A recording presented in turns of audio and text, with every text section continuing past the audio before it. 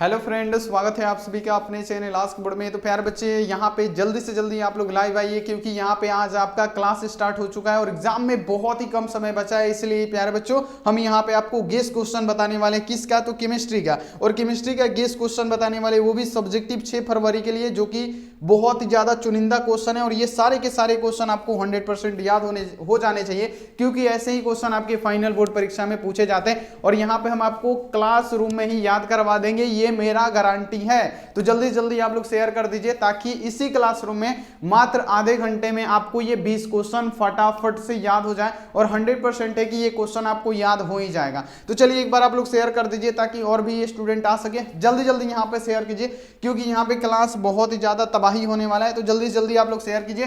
Channel पे पहली बार आए हैं तो प्यारे बच्चों, जल्दी से जल्दी आप लोग सब्सक्राइब भी कर दीजिएगा। सब्सक्राइब करना प्यारे लाल आप सबके लिए बहुत ही ज़्यादा जरूरी है। तो सब्सक्राइब कर दीजिए, बेल आइकन को प्रेस करके ऑल पे। लाइक नहीं किए बाबू, लाइक कर दीजिएगा फटाफट से। व्हाट्सअप ग्रुप नहीं ज्वाइन है, नंबर नोट कीजिए मेरा 91 35 74 20 24। आप इस पे मैसेज करके फटाफट से व्हाट्सअप ग्रुप ज्वाइन कर लीजिए, बहुत फायदा होने वाला है। तो चलिए बाबू शुरू करें, एक बार बोल दीजिए यस। और सभी बच्चे वीडियो को भी शेयर कर दीजिए, सभी के सभी स्टूडेंट वीडियो को भी शेयर करेंगे, क्योंकि क्लास होने वाला है बहुत ही ज्यादा जबरदस्त, बहुत ही ज्यादा मस्त। तो चलिए प्यारे बच्चों शुरू करते हैं पहले नंबर क्वेश्चन से। और यहाँ आप देखिए पीडीएफ आपको दिया जा रहा है, पीडीएफ आप लोग डाउनलोड कर लीजिएगा। 100% प्यारे बच्चों लड़ने वाला क्वेश्चन है। केमिस्ट्री का सब्जेक्टिव क्वेश्चन जो है हम आपको दिए हैं पीडीएफ। तो आप लोग कैसे उसको डाउनलोड कर सकते हैं, पीडीएफ कैसे डाउनलोड करेंगे? 100% लड़ने वाला क्वेश्चन। जैसे फिजिक्स का हम लोग क्वेश्चन आपको दे दिए हैं ना, 20 क्वेश्चन, अगर वो नहीं डाउनलोड किए हैं ना तो डाउनलोड कर लीजिएगा, उसी में से 100% है आएगा। और केमिस्ट्री के भी दे रहे हैं, उसी में से आएगा। तो इतना बात आप लोग ध्यान रख के और विश्वास बना के याद कर लीजिएगा। चलिए प्यारे बच्चों, यहाँ पे हम शुरू करते हैं पहले नंबर क्वेश्चन से। और यहाँ पे आपको बताएंगे कि कहाँ से आप लोग पीडीएफ आखिर वो डाउनलोड कर सकते हैं जो एग्जाम में लड़ेगा।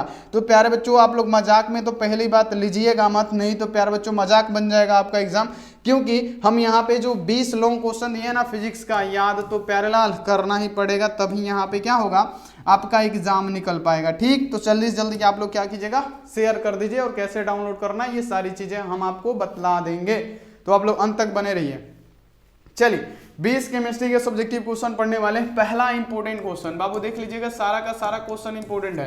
पहला इंपोर्टेंट क्वेश्चन की निलंबन क्या होता है? निलंबन निलंबन निलंबन। तो देखिए ऐसा विलयन जिसका कणों का आकार 10 के पावर -5 से अधिक हो, समझिएगा। और आप लोग क्लासरूम में ही याद करने की कोशिश कीजिएगा कि निलंबन क्या कहते हैं। वैसा विलयन, वैसा प्यार बच्चों अगर आपसे पूछा जाए कि वैसा विलयन जिसके कणों का आकार या साइज कितना हो, 10 की पावर -5 से ज्यादा हो, जिसे हम लोग अपनी नंगी आंखों से देख सकते हैं, उसे हम लोग क्या कहेंगे प्यार बच्चों? उसे ही निलंबन कहेंगे। तो यहाँ पे आपको पहला क्वेश्चन याद हो गया कि नहीं? जल्दी जल्दी बता दीजिए। और जो बोका बोलते हैं बच्चा कि सर जी समझाते नहीं, मन तो करता है कभी कभी प्यार बच्चों लपड़ी याद है, सब्जेक्टिव में कितना बढ़िया से समझाते हैं। चलिए यहाँ पे आपको समझ में आ गया, आपने लिख भी दिया ये क्वेश्चन, मान लीजिए आ गया कि निलंबन किसे कहते हैं। तो वैसा विलयन जिसके कणों का आकार 10 की पावर -5 से क्या हो, अधिक हो, सेंटीमीटर से क्या हो, अधिक हो, उसे ही हम लोग क्या कहेंगे? निलंबन कहेंगे। जिसको हम लोग अपनी नंगी आंखों से देख सकते हैं। कौन आंख है? नंगी आंख, जिसमें चश्मा ना हो, बिना चश्मा के भी अगर दिख जाए उसे ही हम लोग निलंबन कहते हैं। यहाँ पे याद हो गया। अब देखिए प्यारे बच्चों, यहाँ पे पहला पॉइंट देख के लिखना है, और जैसे जैसे लिखे ना वैसे ही लिखना है, तभी एग्जाम में नंबर मिलेगा। पहला यहाँ पे लिखना है कि इनके कणों को नंगी आंखों से देख सकते हैं। नंगी आंख मतलब क्या? आंख में चश्मा। यहाँ पे ये आपको याद रखना कि आंख बिना चश्मा के भी देख सकते हैं। यहाँ आप देखिए, क्योंकि इसके कणों का आकार क्या, 10 की पावर -5 सेंटीमीटर से क्या अधिक है। ठीक है ना। अगला यहाँ आप देखिए, किनके कणों को फिल्टर पेपर, चर्म पत्र आदि पर पार नहीं कर सकते हैं, समझे? यानी ये ऐसे कण होते हैं जिनको क्या कर सकते हैं प्यार बच्चों, हम लोग फिल्टर पेपर, चरम पेपर से पार नहीं कर सकता है, वो पार नहीं कर सकता है, तो उसे हम लोग देख सकते हैं। जैसे प्यार बच्चों देख लीजिए, मिट्टी हो गया, हमारा मिट्टी हो गया, आटा हो गया, यहाँ देखिए सतुआ हो गया, ये सब प्यारे बच्चों क्या होते हैं? निलंबन के प्रकार होते हैं। तो यहाँ पे बोलिए याद हुआ कि नहीं? सही से बताइए। पहला क्वेश्चन याद करा दिए कि नहीं आपको, कि वैसा विलयन जिसके कणों का आकार 10 के पावर -5 सेंटीमीटर से अधिक हो, और जिसको हम लोग अपनी नंगी आंखों से देख सकते हैं, उसे ही हम लोग क्या कहते हैं? निलंबन कहते हैं। याद हो गया ना। चलिए पहला क्वेश्चन आपको याद करा दिए, मजा आ गया प्यारे बच्चों, मजा आ गया। ये देखिए क्वेश्चन है, द्रव स्नेही कोलाइड क्या है? द्रव स्नेही यानी द्रव के साथ क्या करेगा? स्नेह करके कोलाइड बनाएगा। बाबू क्या समझ में आया? आप क्वेश्चन पढ़ेंगे तो आपको कुछ ना कुछ तो समझ में आएगा ना। ये सब हमारे पास पड़ेगा ना रटने वाला। देखिए ऑब्जेक्टिव को ऑब्जेक्टिव की तरह हम खींचते हैं और सब्जेक्टिव को दिमाग में घुसा देते हैं पहली बार, ठीक है ना। तो जो बच्चे हमारे स्टूडेंट है ना बहुत जानते हैं कि सर जी कैसा पढ़ाते हैं, ठीक है ना। यहाँ देखिए क्वेश्चन आपके सामने ये है कि द्रव स्नेही कोलाइड क्या है? द्रव के साथ जो स्नेह करके क्या कर दे? कोलाइड बना दे। क्वेश्चन में ही आंसर छिपा है मेरा चेला, यहाँ पे समझिएगा। क्या यहाँ पे क्वेश्चन है कि द्रव स्नेही कोलाइड यानी क्या? ऐसा प्यारे बच्चों विलयन, क्या प्यारे बच्चों यहाँ देखिए, ऐसा कण जो द्रव के साथ क्या करे? स्नेह करके कोलाइड बना दे। हमारा द्रव स्नेही कोलाइड हो जाएगा कि नहीं? देखिए इसी में इसका आंसर कैसे छिपा है। यहाँ देखिए ऐसा पदार्थ जो द्रव के संपर्क में आते ही आसानी से कोलाइड बना दे। ऐसा पदार्थ यानी यहाँ पे देखिए द्रव स्नेही यानी द्रव के साथ स्नेह करके क्या बना रहा है? हमारा कोलाइड बना रहा है। तो यहाँ पे समझिए ऐसा पदार्थ, इसका डेफिनेशन कैसे लिखेगा कि ऐसा पदार्थ जो द्रव के संपर्क में आके आसानी से कोलाइड बना देता है उसे ही हम लोग द्रव स्नेही कोलाइड कहते हैं। देखिए ये भी क्वेश्चन याद हो गया कि नहीं? सही से बताइएगा एकदम ईमानदारी पूर्वक। अगर आपसे पूछेगा कि द्रव स्नेही कोलाइड क्या होता है तो द्रव स्नेही कोलाइड यानी क्या? द्रव के साथ स्नेह करके क्या कर रहा है? कोलाइड का निर्माण कर दे रहा है, उसे क्या कहेंगे? द्रव स्नेही कोलाइड कहेंगे। ठीक समझ में आया? तो यहाँ पे इसका डिफिनेशन आप लोग कैसे लिखेगा? तो यहाँ देखिए वैसा पदार्थ जो द्रव के साथ स्नेह करके एक कोलाइड बना देता है तो उसे ही हम लोग क्या कहेंगे प्यारे बच्चों? तो द्रव स्नेही कोलाइड कहेंगे। पहले ही बात ये याद हो गया। अब इसको देखिए लिखना कैसे है? तो जब कोई प्रक्षेपण कण प्रक्षेपण माध्यम के संपर्क में आ जाए और आसानी से क्या कर दे? कोलाइडी विलयन बना ले, उसे ही हम लोग क्या कहते हैं प्यारे बच्चों? तो द्रव स्नेही कोलाइड कहते हैं। बतिया तो हुआ है, चाहे ये लिखिए चाहे जो बताए हैं वो लिखिए। ऐसा पदार्थ जो द्रव के संपर्क में आते ही बहुत ही आसानी से क्या कर दे? कोलाइडी विलयन बना दे। प्यारे बच्चों क्या कहेंगे? तो द्रव स्नेही कोलाइड कहेंगे। हो गया? ये याद हो गया कि नहीं? सही से बताइए। अब देखिए इसके प्रकार, यहाँ देखिए इस प्रकार को कोलाइडी विलयन क्या होते हैं? उत्क्रमणीय होते हैं। आई बाप, अब उत्क्रमणीय क्या? जिसको पुनः फिर से किया जा सकता है। कितनी बार समझाए कि उत्क्रमणीय क्या होता है? जैसे दूध से दही बनना अनुत्क्रमणीय होता है, वैसे उत्क्रमणीय होता है पानी से बर्फ बनना और बर्फ से क्या बन जाना? फिर पानी बन जाना। ये क्या हो जाएगा? उत्क्रमणीय का उदाहरण हो जाएगा, जिसको पुनः दोबारा वापस किया जा सके, ठीक ना। तो यहाँ पे आपको याद रखना, जैसे मोमबत्ती को जला देना फिर उसको मोमबत्ती बना देना, है ना। तो ये सब जितने भी होते हैं ना हमारे उत्क्रमणीय होते हैं। तो यहाँ पे आपको ये याद रखना कि द्रव स्नेही कोलाइड जो होती है उत्क्रमणीय होती है। जैसे प्यारे बच्चों देखिए गोंद हो गया, स्टार्च हो गया, जेलेटिन हो गया, आदि हो गया। दो क्वेश्चन प्यारे बच्चों याद करा दिए कि नहीं? सही से बताइएगा। निलंबन, जिस ऐसा यहाँ देखिए विलयन जिसके कणों का आकार 10 के पावर -5 सेंटीमीटर से बड़ा हो, जिसको नंगी आंखों से देख सकते हैं, निलंबन कहते हैं। हो गया। और दूसरा क्वेश्चन द्रव से नहीं, वैसा पदार्थ जो द्रव के संपर्क में आते ही कोलाइडी विलयन बना दे आसानी से, उसे क्या कहेंगे? द्रव से नहीं कोलाइड कहेंगे। दो क्वेश्चन याद करा दिए कि नहीं? ऐसे ही याद करा देंगे पूरा का पूरा, आपको पता भी नहीं चलेगा। चलिए अगला यहाँ पे आ जाइए इलेक्ट्रोड विभव क्या है। अब प्यारे बच्चों सबसे पहले यहाँ पे आपको जानना है कि इलेक्ट्रोड विभव। तो सबसे पहले देखिए हमारे क्लास में आए हैं तो याद करके जाइएगा इलेक्ट्रोड विभव। तो सबसे पहले हमारे लाल यहाँ पे समझिए कि सबसे पहले हमको इलेक्ट्रोड जानना पड़ेगा ना, कि इलेक्ट्रोड आखिर होता क्या, तब ना जानेंगे कि इलेक्ट्रोड पे विभव क्या हो रहा है। तो सबसे पहले यहाँ पे कुछ हम फिगर बनाएंगे, तो यहाँ पे आप लोग इसको ध्यान रखिएगा, ठीक है ना, तबे समझ में आएगा। प्यारे बच्चों यहाँ पे आज आपको पता लगने वाला है कि आस्क बोर्ड क्या चीज़ है, ठीक है ना। चलिए फटाफट से एक बार वीडियो को शेयर भी करते रहिएगा, ठीक। यहाँ पे देखिए जितना बच्चों को बता रहे हैं ना, पहले ध्यान से फिगर को समझिएगा, ठीक है ना। इलेक्ट्रोड किसे कहते हैं? तो जब किसी धातु के छड़ को आसानी से लवण में के विलयन में क्या कर दिया जाता है प्यारे बच्चों? डुबाया जाता है उसी लवण के विलयन में। तो प्यारे बच्चों इलेक्ट्रोड पर क्या होता है? आवेश उत्पन्न हो जाता है, उसे ही हम लोग क्या कहते हैं? तो उसे ही हम लोग प्यारे बच्चों इलेक्ट्रोड कहते हैं। तो जब किसी, देखिए पहले हमको फिगर बना लेने दीजिए, उसके बाद से प्यारे बच्चों यहाँ पे हम आपको बता देंगे, ठीक है ना। तो यहाँ पे पहले फिगर बना लेने दीजिए। यहाँ पे क्या हो जाएगा?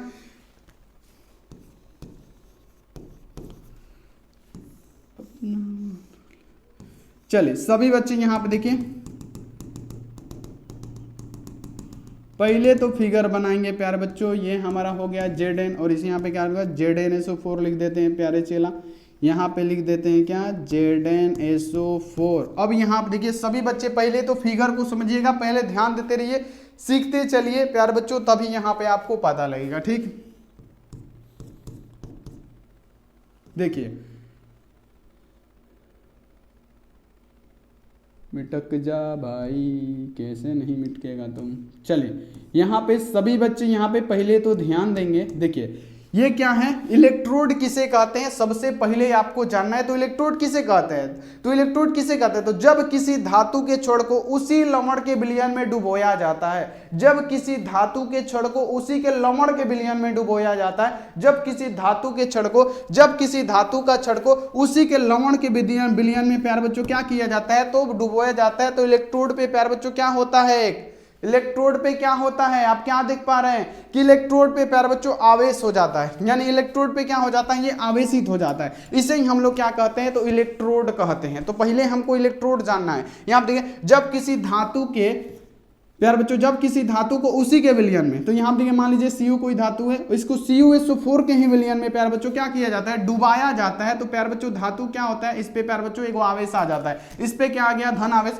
अब यहां देखिए हम लोग जिंक के प्यारे बच्चों क्या करते हैं, जिंक के सल्फेट के विलयन में क्या करते हैं प्यारे बच्चों, इसको डुबाते हैं। तो ये हमारे क्या हो गया, इस पे भी हमारा माइनस इलेक्ट्रोड आ गया, और ये हमारा जो विलयन होगा ये क्या होगा, प्लस होगा, तभी तो इस पे माइनस आएगा ना। तो यहाँ पे ये क्या होता है, इसमें प्लस होता है, इसमें क्या होता है पैरेलल, इसमें माइनस होता है। तो यहाँ पे आपको समझ में आ गया कि इलेक्ट्रोड किसे कहते हैं। तो इलेक्ट्रोड किसे कहते हैं, तो जब किसी धातु के छड़ को उसी के विलयन में डुबोया जाता है, तो धातु के यहाँ पे होता है ना, इलेक्ट्रोड पे धन आवेशित हो जाता है, यानी इस पे आवेश आ जाता है, इस पे आवेश आ जाता है, उसी को हम लोग क्या कहते हैं प्यारे बच्चों, इलेक्ट्रोड कहते हैं। तो चलिए नहीं समझ में आया, हम है ना समझाएंगे, जब तक तोड़ेंगे नहीं छोड़ेंगे नहीं। तो ये आप देख लीजिए, जब किसी धातु के छड़ को उसी के विलयन में डुबाया जाता है, जैसे देखिए Cu को CuSO4 के ही विलयन में डुबाया जाता है, तो ये जो क्या होता है ना, ये हमारा आवेशित हो जाता है, ये जो इलेक्ट्रोड है ना हमारा आवेशित हो जाता है। इसे ही हम लोग क्या कहते हैं प्यारे बच्चों, इलेक्ट्रोड कहते हैं, इलेक्ट्रोड विभव नहीं, इलेक्ट्रोड कहते हैं। तो यहाँ पे आपको समझ में आ गया।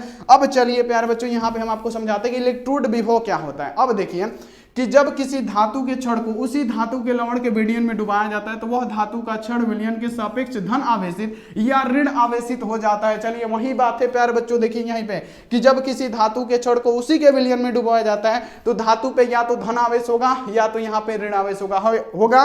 क्लियर। अब यहाँ आप देखिए जिसके कारण विलयन और यहाँ देखिए छड़ के बीच एक विद्युत विभवांतर उत्पन्न हो जाता है। जैसे ये विलयन है, ये क्या है प्यारे बच्चों, विलयन है, और यहाँ पे ये क्या है प्यारे बच्चों, हमारा छड़ है। तो देखिए यहाँ पे आपको याद रखने की, ये विलयन है और छड़ है, इनके बीच एक क्या हो जाता है, विभवांतर उत्पन्न हो जाता है, इनके बीच एक विभवांतर उत्पन्न हो जाता है, इनके बीच एक विभवांतर उत्पन्न हो जाता है। उसी को हम लोग क्या कहते हैं, इलेक्ट्रोड विभव कहते हैं। अरे मेरे लाल देखिए समझ में आया ना, समझ में आ गया ना कि इलेक्ट्रोड विभव किसे कहते हैं। तो प्यारे लाल समझ लीजिएगा, तो बिल्कुल ही 100% आपको आने वाला है। देखिए यहाँ पे देखिए क्वेश्चन आप लोग पढ़िए अलग, अगर इलेक्ट्रोड विभव पूछेगा तो जब किसी धातु के छड़ को, जब किसी धातु के छड़ को इसी के, जैसे Cu धातु का छड़ है और CuSO4 के ही घोल में क्या करते हैं, इसको डुबा देते हैं, तो ये क्या हो जाता है, आवेशित हो जाता है। इस पे क्या होगा, प्लस आवेश, क्योंकि इसमें जो होगा ना ये माइनस आवेश होगा, तब तब माइनस को प्लस पकड़ेगा, प्लस को माइनस पकड़ेगा। अब यहाँ देखिए जिंक है, जिंक प्यार बच्चों क्या, इसी को धातु का छड़ है जिंक, और इसी के विलयन यानी ZnSO4 के विलयन में प्यार बच्चों इसको डुबाया जाता है, तो ये भी आवेशित हो जाता है। और दोनों के संपर्क में आते ही प्यार बच्चों क्या होता है, विभवांतर उत्पन्न हो जाता है। यहाँ पे क्या होता है, विभवांतर उत्पन्न हो जाता है, और इसी को हम लोग क्या कहते हैं प्यारे बच्चों, इलेक्ट्रोड विभव। बोलिए समझ में आया कि नहीं, याद हुआ कि नहीं, सही से बता दीजिए। हो गया होगा, पक्का है, हो गया होगा। चलिए अगला क्वेश्चन आ जाइए। अगला क्वेश्चन आपके सामने है कि एंजाइम उत्प्रेरक क्या है। अब देखिए क्वेश्चन प्यारे बच्चों सारा वीआईपी क्वेश्चन आपको बताने वाले हैं, तो आप लोग प्लीज इसको समझिएगा, मजा तो प्यारे लाल आएगा ही। चलिए देखिए एंजाइम यहाँ पे पूछा गया कि उत्प्रेरक क्या है। तो देखिए एंजाइम क्या होता है, तो एंजाइम यहाँ देखिए एंजाइम एक जटिल नाइट्रोजन युक्त कार्बनिक पदार्थ होता है जो अनेक जैविक व रासायनिक क्रियाओं को संपादित करते हैं, एंजाइम उत्प्रेरक कहलाते हैं। यहाँ देखिए एंजाइम उत्प्रेरक क्या है। एंजाइम एक प्रकार का, पहला बात तो लिखना है कि प्रोटीन है ना, तो सबसे पहले लिखना है कि एंजाइम एक प्रोटीन है जो एक जटिल नाइट्रोजन युक्त कार्बनिक पदार्थ का होता है, जो अनेक जैविक और रासायनिक क्रियाओं से संपादित करते हुए हमारा क्या करता है, तो एंजाइम उत्प्रेरक बनाता है, जिसे हम लोग क्या कहते हैं, एंजाइम उत्प्रेरक कहते हैं। तो सिंपल सा ये डिफिनेशन है, इसको याद कर लेना है, ठीक। तो ये भी याद हो गया, बिल्कुल आपको याद हो गया होगा। 20 गो क्वेश्चन है, थोड़ा तेजी से चलते हैं प्यारे बच्चों। अब देखिए प्राथमिक सेल से आप क्या समझते हैं, प्राइमरी सेल हम आपको क्या बताए हैं, प्राइमरी सेल के बारे में हम आपको क्या बतलाए हैं, प्राइमरी सेल वही ना बतलाए हैं कि जिसको एक बार जो बैटरी डिस्चार्ज हो गया उसको हम पुनः चार्ज नहीं कर सकते हैं, उसे ही हम लोग क्या कह सकते हैं, तो प्राइमरी सेल कहते हैं, ठीक है ना। जिसको प्यारे बच्चों एक बार खत्म हो जाने के बाद, एक बार डिस्चार्ज हो जाने के बाद दोबारा उसे पुनः चार्ज नहीं किया जा सकता है, उसको फेंकना पड़ जाए, उसे ही हम लोग क्या कहेंगे, प्राथमिक सेल कहेंगे। द्वितीयक सेल में क्या होता है, फिर उसे चार्ज कर दिया जाता है, फिर उसे प्यारे बच्चों बाहरी विद्युत वाहक बल से उसको चार्ज कर दिया जाता है, फिर खत्म करके फिर चार्ज किया जाता है, वो क्या होता है, द्वितीयक सेल होता है। जैसे हमारा लेड स्टोरेज बैटरी हो गया, यही सब बैटरी हो गया। तो यहाँ देखिए क्वेश्चन आपके सामने है कि प्राथमिक सेल से आप क्या समझते हैं। तो देखिए जिस बैटरी में रेडॉक्स अभिक्रिया केवल एक ही बार होती है, अब बताइए, जिस बैटरी में रेडॉक्स की प्रक्रिया केवल एक ही बार हो, उसके बाद लिखा है तथा कुछ समय तक प्रयोग के बाद निष्क्रिय हो जाए एवं पुनः प्रयोग में नहीं लाया जा सके, यानी क्या, पुनः उसको फिर दोबारा चार्ज नहीं किया जा सकता है, उसे ही हम लोग क्या कहते हैं, प्राथमिक सेल कहते हैं। तो यहां तक आपको पूरा क्लियर ना बाबू। ये क्वेश्चन भी आपको याद ये भी क्वेश्चन आपको याद कि प्राथमिक सेल क्या कहते हैं। प्राथमिक सेल आपको समझ में आ गया ना कि प्राथमिक सेल क्या है। प्राथमिक सेल समझ में आ गया कि वैसा प्यारे बच्चों सेल या वैसा बैटरी जिसमें रेडॉक्स अभिक्रिया केवल एक ही बार होती है तथा कुछ समय यूज करने के बाद से प्यारे बच्चों वो क्या हो जाती है, निष्क्रिय हो जाती है, बेकार हो जाएगी, फिर चार्ज नहीं होगी, उसे ही हम लोग क्या कहेंगे प्यारे बच्चों, और फिर पुनः प्रयोग में नहीं आएगा। जैसे प्यारे बच्चों आप लोग देखे होंगे पेंसिल बैटरी, ये सब क्या होता है, एक बार चार्ज करो फेंको फिर दोबारा, जब तक उसमें रेडॉक्स अभिक्रिया रहेगा एक ही बार होगा और कुछ समय तक चलेगा, और जैसे ही खत्म होगा पुनः उसको हम लोग प्रयोग नहीं कर सकते, पुनः उसको चार्ज नहीं कर सकते, उसे ही हम लोग क्या कहेंगे, तो उसे ही हम लोग प्यारे बच्चों प्राथमिक सेल कहते हैं। तो ये क्वेश्चन पूछा गया है तो याद होना चाहिए सबको। चलिए ये भी क्वेश्चन याद। अगला क्वेश्चन पे आते हैं, ये देखिए कि फॉर्मिक अम्ल एसिटिक अम्ल से अधिक सबल होता है। सबल का मतलब क्या प्यारे बच्चों, मजबूत है।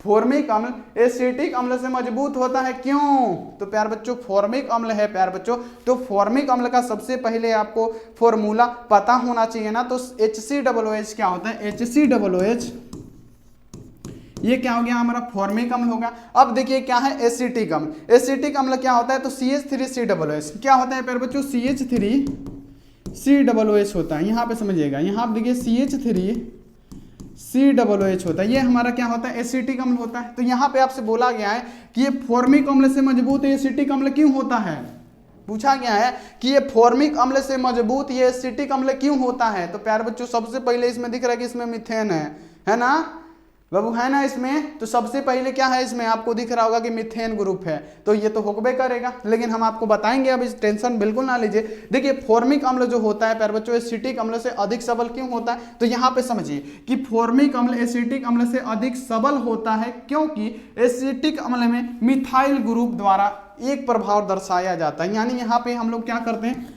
CH3 यहाँ पे क्या हो गया COOH, इसमें क्या, ये क्या पाया गया, मिथाइल ग्रुप पाया गया ना।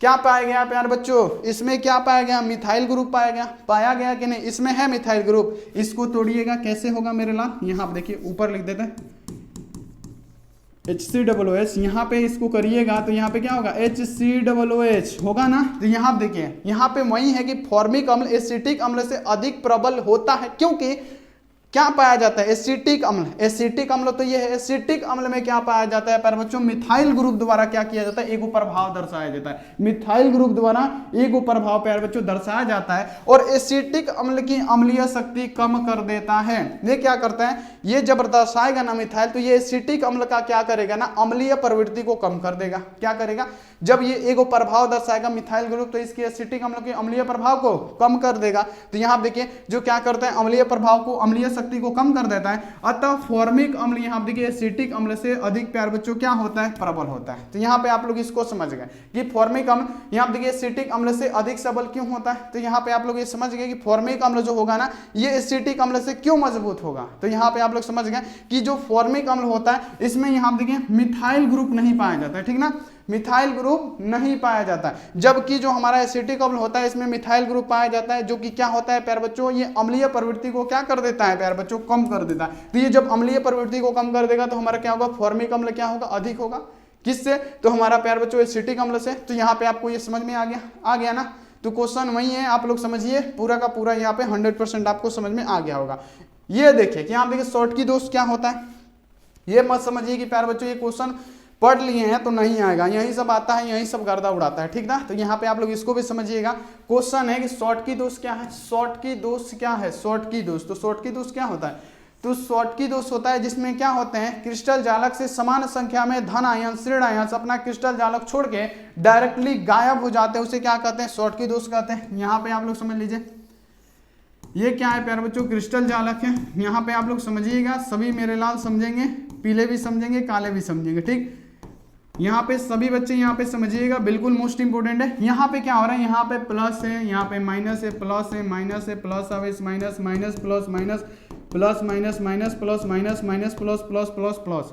अब देखिए यहाँ पे देख लीजिए क्या हो रहा है कि शॉर्टकी दोष में क्या होता है, जब एक क्रिस्टल जालक से धन आयंस तथा ऋण आयंस साथे क्या करते हैं, क्रिस्टल जालक छोड़ के गायब होने लगते हैं। जैसे यहाँ देखिए यहाँ से एक धन आवेश उड़ गया और यहाँ से मान लीजिए एक ऋण आवेश उड़ गया, यानी साथे साथ गायब हो जाते हैं, प्रेमी जोड़ा साथ उड़ जाते हैं, ठीक ना। तो उससे हम लोग क्या कहते हैं, शॉर्टकी दोष कहते हैं। अब यहाँ देखिए यहाँ से भी एगो क्या हो गया, धन आयन उड़ गया और यहाँ से एगो ऋण आयन लेके गायब हो गया, यानी ये धन आयन ऋण आयन को लेके क्या हो गया, भाग गया। यानी कहने का मतलब क्या, शॉर्टकी दोष किसे कहते हैं, तो जब समान संख्या में एगो धनायन एगो ऋणायन क्या हो, समान संख्या में अपना क्रिस्टल जालक छोड़ के उड़ जाए, भाग जाए, उसे हम लोग क्या कहते हैं, शॉर्टकी दोष कहते हैं। और शॉर्टकी दोष के कारण ये जो ठोस है ना, इसके घनत्व में क्या होता है, कमी आ जाता है, क्योंकि क्या होता है इसमें से जो प्यारे बच्चों जितने भी होते हैं ना धनायन ऋणायन, ये क्रिस्टल जालक छोड़ के गायब हो जाते हैं। तो ये प्यारे बच्चों क्वेश्चन पढ़ा चुके हैं, फिर भी पढ़ा रहे क्योंकि ये इंपॉर्टेंट है, तो है पूछा जाएगा तो पूछा जाएगा, तो ध्यान रखिएगा, ठीक। तो यहाँ पे ये भी क्वेश्चन खत्म कि शॉर्टकी दोष क्या है। तो इस प्रकार के दोष क्रिस्टल में तब उत्पन्न होते हैं जब क्रिस्टल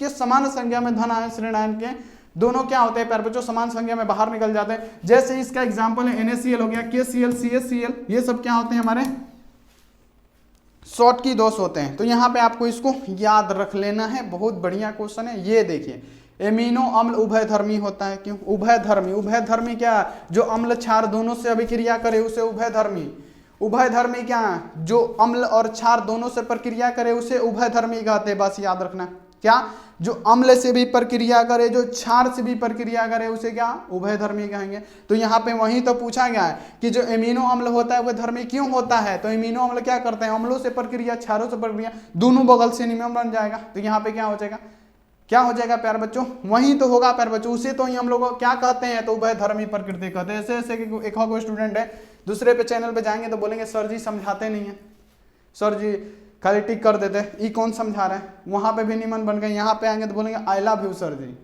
हमारे पास आके बोलेंगे आई लव यू सर जी, वहां पे जाएंगे कि सर जी टिक मार देते हैं, ये तुमको समझा कौन रहा है, तुम्हारे परदादा जी कि हमें समझा रहे हैं।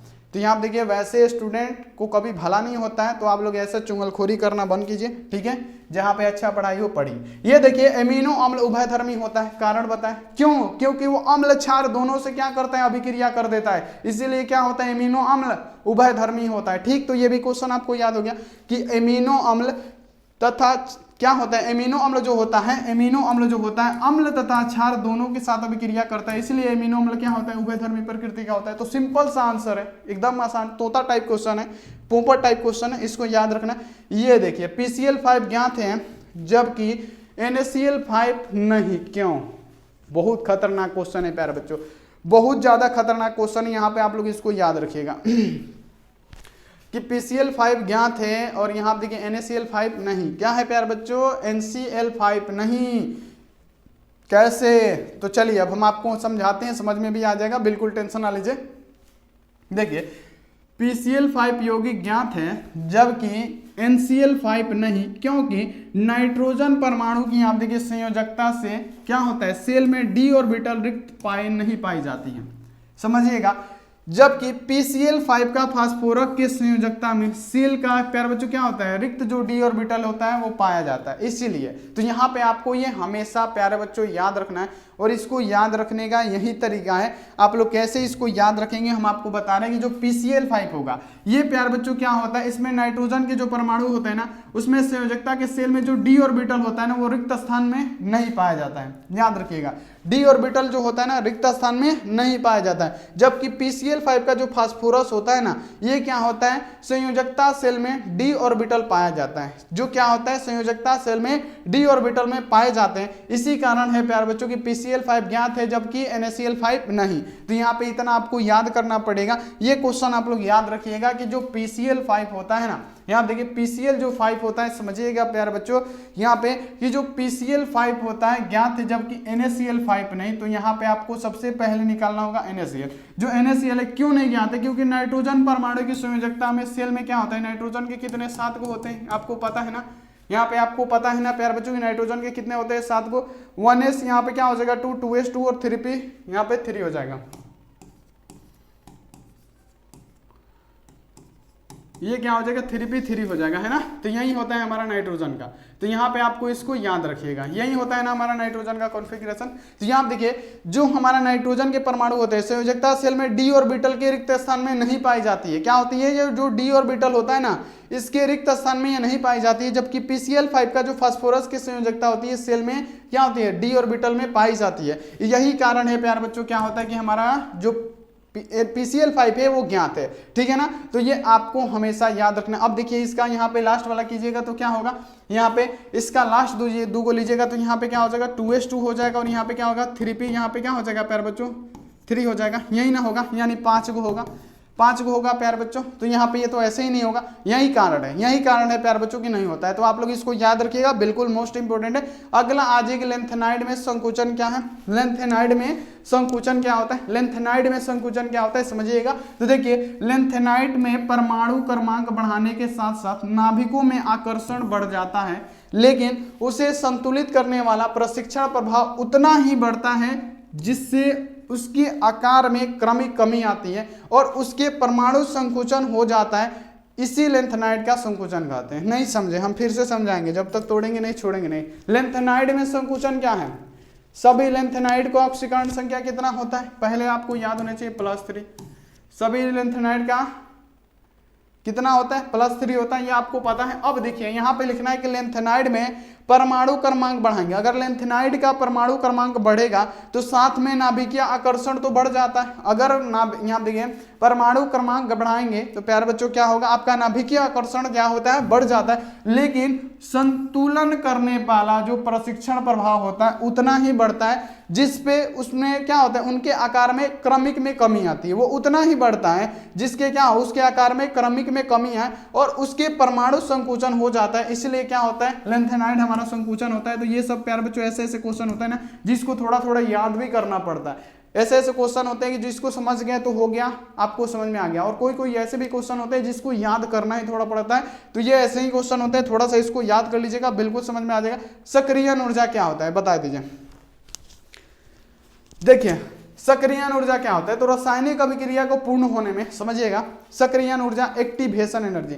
तो रासायनिक अभिक्रिया को पूर्ण होने में जितना आपको ऊर्जा की आवश्यकता होगी ना, यहाँ पे याद रखिएगा कि रासायनिक अभिक्रिया को पूर्ण होने में जितना न्यूनतम ऊर्जा की आवश्यकता होती है उसे ही हम लोग क्या कहते हैं, एक्टिवेशन एनर्जी कहते हैं, उसे हम लोग सक्रियण ऊर्जा कहते हैं। तो प्यारे लाल ये डिफिनीशन है, दिमाग में नोट कीजिए, कॉपी में नहीं दिमाग में, यहाँ पे नोट कीजिए कि रासायनिक अभिक्रिया क्या होती है प्यारे बच्चों। यहाँ पे देखिए सक्रियण ऊर्जा क्या होती है, सक्रियण ऊर्जा क्या होती है, तो रासायनिक अभिक्रिया को पूर्ण होने में जितना न्यूनतम ऊर्जा की आवश्यकता हमको पड़ती है उसे ही हम लोग क्या कहते हैं प्यारे लाल। तो आपको याद रखना है, सभी प्यारे बच्चों को याद रखना है कि उसे ही हम लोग सक्रियण ऊर्जा कहते हैं। ठीक, ये आपको यहाँ पे समझ में आ गया। तो देखिए इसका डिफिनीशन कैसे लिखना है कि देखिए रासायनिक अभिक्रिया में ऊर्जा अवरोधों को पार करने के लिए जितनी आपको ऊर्जा की आवश्यकता होती है उसे यहाँ देखिए प्रतिकारक अणुओं की सक्रियण ऊर्जा कहा जाता है। तो ये देखिए कितना लपेटा है, कितना टेढ़ है।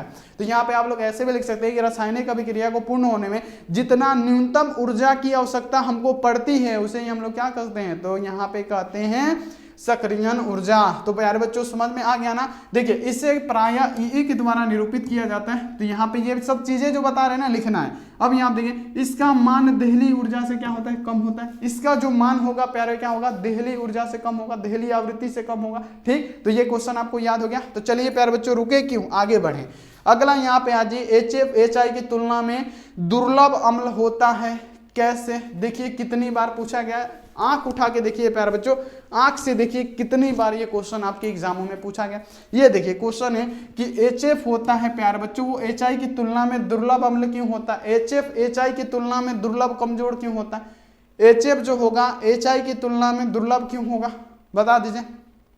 कमजोर क्यों हुआ? तो देखिए HFHI की शक्तिशाली क्यों होता है, यहाँ देखिए HFHI से शक्तिशाली क्यों होता है, यहाँ देखिए HI में आयोडीन का आकार HF के फ्लोरीन से बड़ा होता है, जिसके कारण क्या होता है, फ्लोरीन के वियोजन ऊर्जा का मान अधिक होता है, जिसके कारण यह आसानी से क्या कर देता है, H आयन में मुक्त नहीं करता है, जबकि HI क्या करता है, मुक्त करता है। इसलिए क्या होता है, हाइड्रोजन जो होता है प्यारे बच्चों, SF जो होता है HI की तुलना में दुर्लभ होता है। तो यहाँ पे आपको ये इसको याद रखना है कि आपको 100% याद हो जाए। अब देखिए इसको कैसे हम समझाते हैं, दिमाग में कैसे फिट होगा। यहाँ देखिए जो HF होगा HI की तुलना में दुर्लभ क्यों होगा, ये हम आपको बताते हैं। तो देखिए जो HF होता है ना, HF का आकार छोटा होने के कारण, यहाँ देखिए HF का आकार प्यारे बच्चों क्या छोटा होने के कारण, यहाँ देखिए इसमें क्या होता है, विद्युत ऋणात्मक अंतर ज्यादा कम होता है।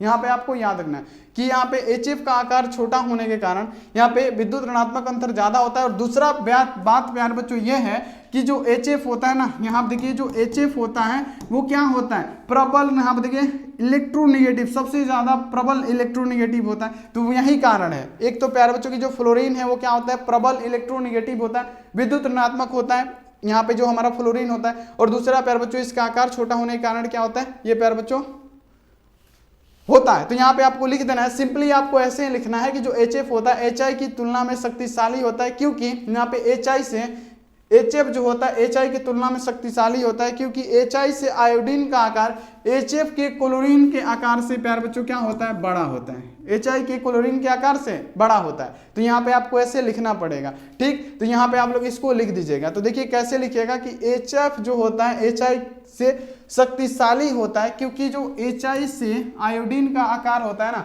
HI से जो आयोडीन का आकार होता है HF के फ्लोरीन से प्यारे बच्चों क्या होता है, बड़ा होता है। तो प्यारे बच्चों यहाँ देखिए HF के फ्लोरीन से क्या होता है, बड़ा होता है HI का। हम क्या बताएं कि HF का आकार छोटा होने के कारण विद्युत ऋणात्मक अंतर ज्यादा होता है, जबकि HI का बड़ा होने के कारण विद्युत ऋणात्मक अंतर कम होता है। वही बात हम आपको पहले भी बता चुके हैं और वही बात इस डिफिनेशन में भी लिखा है कि HF HI से शक्तिशाली होता है, क्योंकि HI से आयोडीन का आकार HF के फ्लोरीन के आकार से बड़ा होता है, यानी HI का बड़ा होता है HF से। तो यहाँ पे आपको लिख देना, तो HI का बड़ा होगा तो क्या होगा, विद्युत ऋणात्मक अंतर कम होगा, जबकि जब HF का छोटा होता है तो विद्युत ऋणात्मक अंतर ज्यादा होता है। और दूसरी बात यह है कि जो HF होता है, जो इसमें फ्लोरीन होता है, वो सबसे ज्यादा इलेक्ट्रोनेगेटिव होता है। यही कारण है प्यारे बच्चों क्या होता है कि HF HI की तुलना में प्यारे बच्चों दुर्लभ अम्ल होता है। तो ये आपको लिखना है, ठीक ना। तो ये आप लोगों को यहाँ पे 100% लिख देना कि HF HI से शक्तिशाली होता है, ठीक ना। तो यहाँ पे आपको याद रखना है, प्रबल ना होगा प्यारे बच्चों की HF HI से प्रबल होता है। तो यहाँ देखिए आपको लिख देना है कि HF HI से शक्तिशाली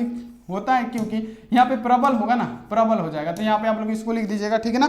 चलिए अगला क्वेश्चन आ जाइए। अगला है कि अम्लीय वर्षा से आप क्या समझते हैं। यहाँ आप देखिए अम्लीय वर्षा से आप क्या समझते हैं, समझिएगा कि अम्लीय वर्षा से आप क्या समझेंगे। तो अम्लीय वर्षा कब होता है, तो अम्लीय वर्षा प्यारे बच्चों समझिएगा कब होता है कि यहाँ आप देखिए कल कारखाने, बिजली घरों तथा स्वचालित वाहनों के जीवाश्म के ईंधन का इस्तेमाल होता है। ईंधनों से जलने वाले जो SO2 और NO2 गैस होते हैं, यहाँ आप देखिए SO2 और NO2 गैस होते हैं, और SO2 का भाग कितना प्रतिशत होता है, तो 70% होता है, ठीक ना। अम्लीय वर्षा में SO2 का भाग कितना होता है, सल्फर डाइऑक्साइड का 70% भाग होता है, ठीक ना। तो ये आपको ध्यान में रखना है। देखिए कल कारखाने हो गया, बिजली घर हो गया, स्वचालित वाहन हो गया, जीवाश्म ईंधन हो गया, इनके इस्तेमाल से क्या होता है हमारा प्यारे बच्चों, SO2 और NO2 गैस बनता है, जो वायु में क्या होता है, मिश्रित हो जाता है, उसे गंधहीन कर देता है, ठीक है ना। तो प्यारे बच्चों क्या करता है, वो प्रदूषण देता है। तो वायु में जल की उपस्थिति SO2 से क्या कर देती है, ऑक्सीकृत होकर क्या बना देती है, H2SO4 बना देती है। जब ये वायु में SO2 मिलेगा ना, जब वायु में SO2 मिलेगा तो उसको ऑक्सीकृत करके क्या बना देगा, H2SO4 बना देगा, और NO2 प्यारे बच्चों ऑक्सीकृत होकर क्या HNO3 बना देगा। और यह अम्लीय वर्षा का प्यारे बच्चों क्या कि जल के साथ धरती पर आने लगते हैं, जिससे हम लोग क्या कहते हैं, अम्लीय वर्षा कहते हैं। चलिए नहीं समझ में आया, हम आपको बताते फिर से समझाएंगे, जब तक समझाएंगे नहीं, जब तक क्लास रूम में याद नहीं कराएंगे तब तक हम मानेंगे बिल्कुल नहीं। देखिए अम्लीय वर्षा क्या होता है, जैसे कल कारखाने हो गया, बिजली घर हो गया, स्वचालित वाहन हो गया, जीवाश्म हो गया, इनसे हमारी जो गंदगी निकलती है, जो वायु प्रदूषण निकलता है SO2 और NO2। तो देखिए जो जब ये वायु में क्या होता है, मिश्रित होता है ना, तो ये वायु से संपर्क करके जो SO2 होता है ना, SO क्या कर देता है, H2SO4 का निर्माण कर देता है। SO2 जो होगा वो ऑक्सीकृत करके क्या करेगा, H2SO4 का निर्माण कर देगा, जबकि जो NO2 गैस होगी वो ऑक्सीकृत करके क्या बनाएगी, HNO3 बना देगी। और यहीं प्यारे बच्चों क्या होता है, जब आपस में मिल जाता है ना, तो यहीं प्यारे बच्चों क्या होता है, बारिश के रूप में क्या होता है, धरती पे आने लगता है। उसी को हम लोग क्या कहते हैं, अम्लीय वर्षा कहते हैं। समझ में आ गया ना, पक्का है कि समझ में आ गया होगा कि जब यहाँ पे कल कारखानों, स्वचालित वाहन, कुछ भी चीज से गंदगी जो गैस निकलती है ना, जैसे SO2 निकलेगा, NO2 निकलेगा, वो हवा में मिक्स हो जाएगा, उसको क्या करेगा प्यारे बच्चों, गंधहीन बना देगा। और क्या करेगा, SO2 संपर्क करेगा और यहाँ पे ऑक्सीकृत करेगा और वो क्या बना देगा, तो प्यारे बच्चों H2SO4 का निर्माण करेगा, जबकि NO2 प्यारे बच्चों ऑक्सीकृत करके क्या बनाएगा, HNO3 बना देगा। और ये जब प्यारे बच्चों ऑक्सीकृत हो जाएंगे ना, तो वो क्या होगा, ऊपर से नीचे किस प्रकार आते हैं, तो वो पानी के प्रकार में आते हैं, यानी जल के रूप में क्या होते हैं, धरती पे गिरने लगते हैं। ऊपर ही में ना यहाँ पे वायुमंडल में ही ना प्यारे बच्चों ऑक्सीकृत करेंगे और वहां से क्या करते हैं, जल के माध्यम से, बारिश के माध्यम से धरती पे गिरने लगते हैं। उसी को हम लोग अम्लीय वर्षा कहते हैं। समझ में आ गया होगा, पक्का है आ गया होगा, तो ये आप लोग याद रखिएगा। चलिए अगला क्वेश्चन की गेंग क्या है, तो अयस्क में जो उपस्थित अशुद्धि रहती है, तो प्यार बच्चों उसी हम लोग क्या कहते हैं, गेंग कहते हैं। अयस्क में उपस्थित अशुद्धि को गेंग कहते हैं, अयस्क में उपस्थित अशुद्धि को गेंग कहते हैं, बस याद कर लीजिए, अयस्क में उपस्थित अशुद्धि को गेंग कहते हैं, अयस्क में उपस्थित अशुद्धि को गेंग कहते हैं। अब देखिए जैसे हेमेटाइट में अशुद्धि के रूप में बालू, SO2 पाया जाता है, ठीक है ना, तो यहाँ पे आपको ये याद रखना है कि उदाहरण भी लिख दिए जो कि बहुत इंपॉर्टेंट है। चलिए निस्तापन क्या है, अब देखिए निस्तापन क्या होता है, तो देखिए निस्तापन और भर्जन दो वो चीजें आपको याद रखना है, ठीक है ना। तो निस्तापन क्या होता है, तो वैसी प्रक्रिया जिसमें सांद्रित अयस्क को उसके गलनांक से नीचे तापक्रम पर वायु की अनुपस्थिति में गर्म किया जाता है, जिसके फलस्वरूप कार्बोनेट एवं हाइड्रेट का प्यार बच्चों क्या होता है, निर्माण होता है। और उसे ही हम लोग क्या कहते हैं प्यार बच्चों, तो निस्तापन कहते हैं। समझे, तो यहाँ पे इसको ऐसे ही लिखना है कि निस्तापन किसे कहते हैं, तो वैसी प्रक्रिया जिसमें सांद्रित अयस्क को उसके गलनांक से नीचे वाले तापक्रम पे वायु की अनुपस्थिति में गर्म करना ही हमारा क्या कहलाता है, निस्तापन कहलाता है। जैसे प्यारे बच्चों क्या है, CaCO3 है, अब इसको निस्तापन करेंगे, क्या करेंगे, वायु की अनुपस्थिति में करेंगे, तो ये हमारा क्या हो जाएगा, CaO यहाँ पे हमारा बाहर निकल गया, CaO निकल गया, और यहाँ पे क्या बचा, CO यहाँ पे क्या बचा, 2 बचा, क्योंकि एक ऑक्सीजन यहाँ पे निकल गया, यहाँ पे को बचा, 2 बचा, तो CO2 यानी जो हमारा कार्बन डाइऑक्साइड हो गया वो बाहर निकल गया, तो यहाँ पे क्या बचा, CaO बच गया। तो इसी को प्यारे बच्चों क्या कहते हैं, हम निस्तापन कहते हैं।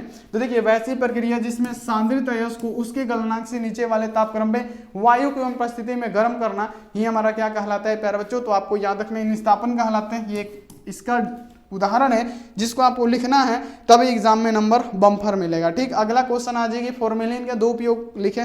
फॉर्मेलिन का जलीय घोल क्या बनाता है, फॉर्मेलिन का जलीय घोल क्या बनाता है, आप बताते हैं, फॉर्मल्डिहाइड बनाता है। यहाँ पे HCHO बनाता है ना, आपको पता है ना, HCHO बनाता है। तो फॉर्मेलिन का जलीय घोल पहले लिख सकते हैं, प्रयोग बताने, तो फॉर्मेलिन का जलीय घोल फॉर्मल्डिहाइड का निर्माण करता है, ये भी इसमें ऐड कर सकते हैं। यहाँ देखिए फॉर्मेलिन के दो उपयोग लिखने हैं, तो मृत जीवों के प्रशिक्षण में किया जाता है इसका उपयोग, फॉर्मेलिन का उपयोग मृत जीवों के प्रशिक्षण में, दूसरा पौधों के प्रशिक्षण में भी किया जाता है। तो यहाँ पे आप लोग इसके दो उपयोग ही लिखने हैं, लिख दीजिएगा। क्वेश्चन ये सारा पूछा गया, इंपॉर्टेंट है, वहीं पढ़ा रहे। और PDF आपको कैसे मिलेगा ये हम आपको बताएंगे अभी लास्ट में, और 4 क्वेश्चन बता दे उसके बाद से आपको बताएंगे। अगला आ जाएगी आणविक क्रिस्टल की विशेषता क्या है।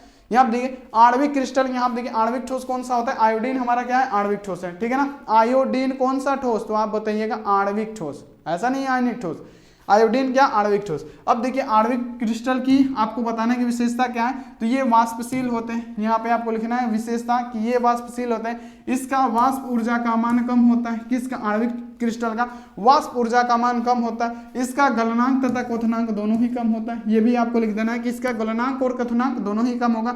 यह प्रायः नरम होते हैं, तो यह आपको लिख देना कि यह प्रायः क्या होंगे, नरम होंगे। तो यहाँ पे आपको विशेषता लिखना है कि आणविक क्रिस्टल की कौन कौन सी विशेषता है, तो ये वाष्पशील होते हैं, इसका वाष्प ऊर्जा का मान कम होता है, इसके गलनांक तथा क्वथनांक क्या होते हैं, इसके कम होते हैं, यह प्रायः क्या होता है, नरम होता है। तो यहाँ पे आपको इसको याद रखना है। चलिए अगला यहाँ पे आ जाइए कि इथर का, यहाँ देखिए क्वथनांक एल्कोहल से कम होता है, क्यों, इथर का, यहाँ देखिए इथर का, यहाँ देखिए पूछा जा रहा है, क्वेश्चन है कि इथर का क्वथनांक एल्कोहल से कम होता है, इथर का क्वथनांक एल्कोहल से कम होता है, बॉन्ड OH से कम होता है, क्यों क्यों क्यों, इथर का क्वथनांक एल्कोहल से कम होता है, यानी एल्कोहल का ज्यादा होगा, क्यों, क्योंकि एल्कोहल में हाइड्रोजन बॉन्ड होता है, इसी कारण, बस एल्कोहल में क्या होता है, हाइड्रोजन बॉन्ड होता है, इसी कारण इसी कारण एल्कोहल का ज्यादा होगा और प्यारे बच्चों क्या होगा, ईथर का कम होगा। बस सेम टू सेम यही लिखना है कि एल्कोहल का प्यारे बच्चों क्या, यहाँ पे देखिए क्या होता है, एल्कोहल में प्यारे बच्चों क्या होता है, हाइड्रोजन बॉन्ड पाया जाता है, जबकि यहाँ पे ईथर में हाइड्रोजन बॉन्ड अनुपस्थित रहता है। यही कारण है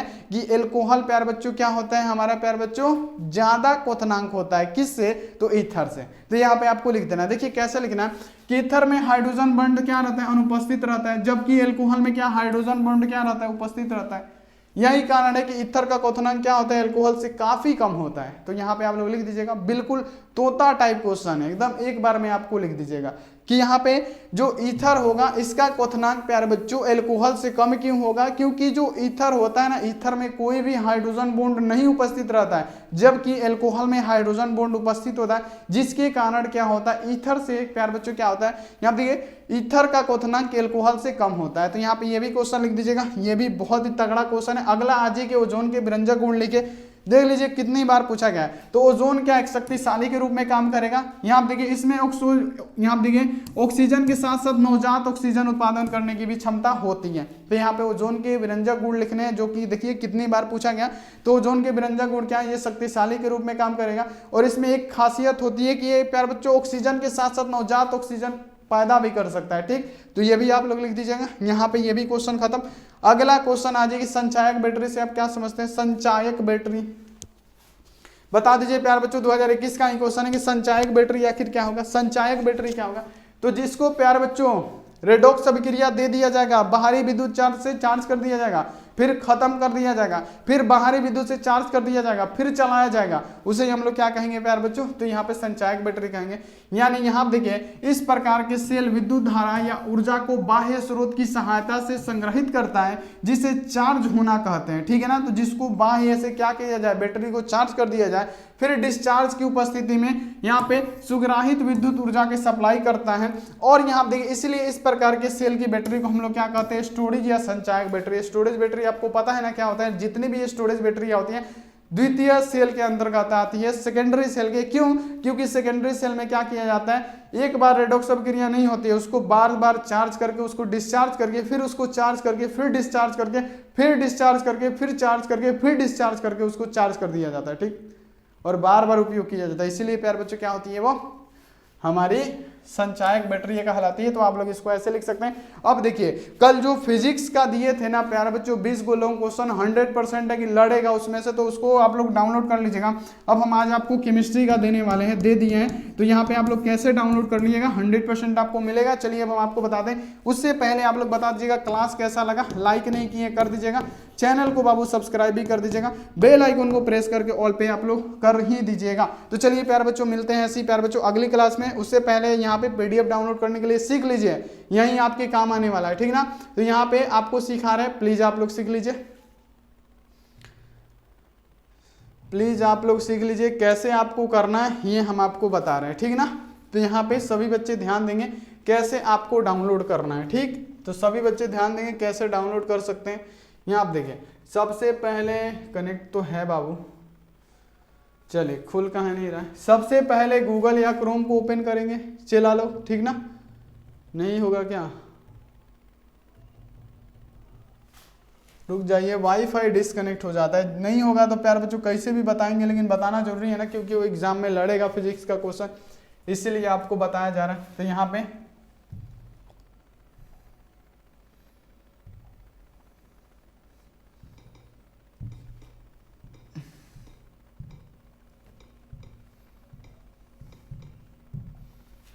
चलिए यहाँ पे देखिए सबसे पहले अपने फोन में गूगल या क्रोम को ओपन करना है, लेकिन ये ओपन तो होगा नहीं, आज कसम खा लिया कि नहीं ओपन होंगे।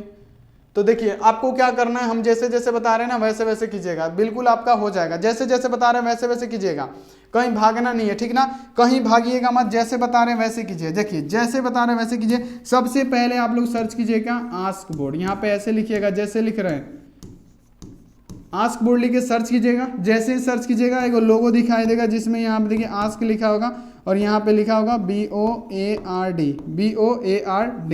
यहाँ पे देखिए आस्क बोर्ड लिख के सर्च कीजिएगा, यहाँ पे लिखा हुआ आएगा यहाँ पे आस्क बोर्ड। यहाँ देखिए जैसे ही ऐसे लिखा हुआ आएगा ना, उसी पे आपको क्या करना है, टपाक से क्लिक करना है। जैसे ही आप लोग उस पर क्लिक कीजिएगा ना, उसके अंदर जाइएगा, आपको डायरेक्टली दिखेगा। अभी खुल नहीं रहा है तो हम आपको नहीं बता सकते। तो चलिए प्यारे बच्चों, आप लोग लाइक कर दीजिएगा, शेयर कर दीजिएगा। मिलते हैं ऐसे अगली क्लास में 3 बजे वाला में। तब तक आप अपना ध्यान रखिए, मन लगा के पढ़ाई कीजिए। Take care and bye.